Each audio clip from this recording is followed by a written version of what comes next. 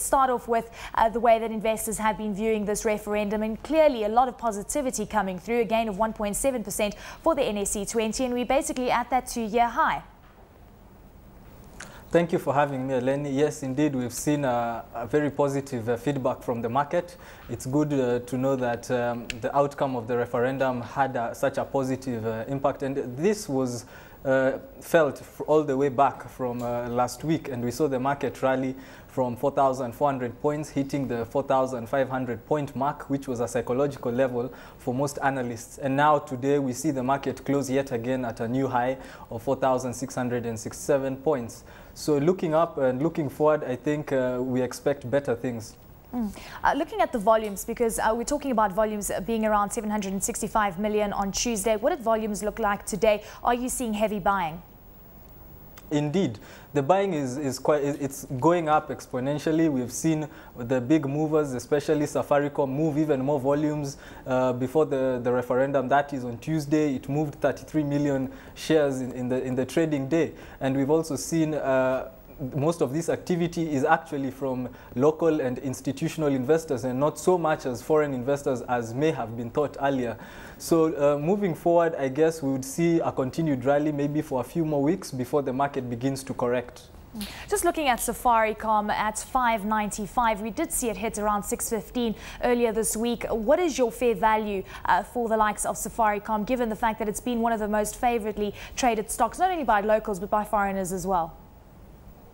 Safaricom finds itself in a sector which has a lot of room for growth. Being a growth stock and being at the price that it is at, that is 5 shillings and 95 cents, I think there's still a lot of room. We must remember that the share also trades come dividends. They have their books closure on 2nd September, about a month away. So there's a lot of headroom for any investor to speculate with the stock, and also there's also room for those who look to have more of a long-term approach to investing in the share.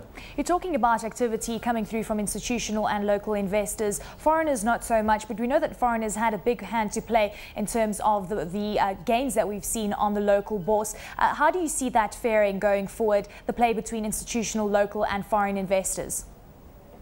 I see the market as a bullish one, and I think going forward we would see more players from the foreign market coming in, and this is especially because of the political environment. It seems to have eased with a new constitution in place. There's the risk aversion will be less, and we'll see more people have more confidence in the country. We'll have more investors come in. We'll have more companies set base, and I think moving forward we are expected to see things go up, especially with regard to investment.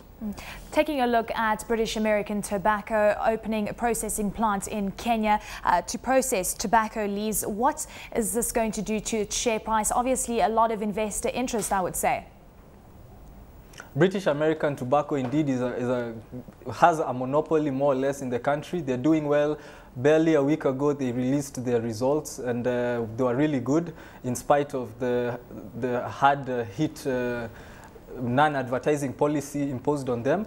And we also see that spending 350 million on a processing plant is a good idea. I think the idea here is to increase their revenue. The company also intimated exploiting the East African Common Markets Protocol, which was ratified on 1st July, and they also mentioned something about COMESA, and they're looking to tap into this market.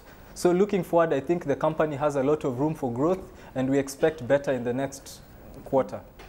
Turning our attention now to Nation Media Group, posting impressive results. We saw profit after tax up around 51%. Unfortunately, this stock over the last few sessions hasn't really been moving upwards. It hasn't been going anywhere, in fact. PE ratio of around 20. What are your prospects for this company, given the fact that earnings came in better than expected? There are many things we might have to look at considering Nation Media Group. Indeed, the profits were up 51% profit before tax. We had 17% rise in turnover to about 4.5 billion. We had the earnings per share up by a shilling from 2.6 to 3.6 this time round. I think the fundamentals are on their side. Looking at the industry it finds itself in, it's in the media industry, advertising industry, an industry that is far from reaching its full potential.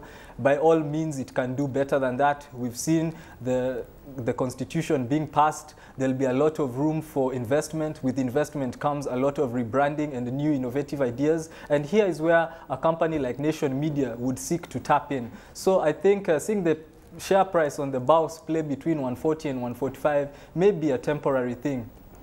Robert, what about your investment philosophy now that we've got the referendum behind us, and of course that it was peaceful and went as well as many have hoped? Have you changed your investment philosophy today, or are you pretty much in line with what you've been seeing over the last 6 months?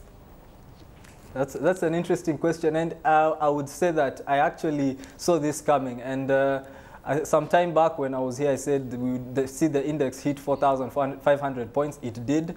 So it's not so much off from my predictions. But what I would say is, for any investor out there looking to get into the market, this is the time, because from here there's only one way, and that is up. And I think if there's any downward trend, it would be a correction which would last for not more than a month. And again, we've seen that with the constitution passed, we've seen the leader of the No camp, which was against the constitution, concede defeat. He's ready to work for a new agenda to make amends, preferably soon. And I think looking forward, the market is still a bullish one. Well, speaking of going up and things on the way up, looking at the shilling, we know that it's gained significant ground over the last trading session, and in fact the best levels that we've seen since May. What is your view on the shilling? Where would you like to see the shilling at this point in time? Would you say 80, above 80 would be fair, or would you like to see the shilling closer to that 60, 70 level? For me, anything below 80 is a safe playing zone for the shilling. And what we must remember is that we had the euro crisis affect us much, mainly because they are our target for mainly our horticultural products. So seeing the shilling below the 8 shilling mark, I think that is where I would like to have it.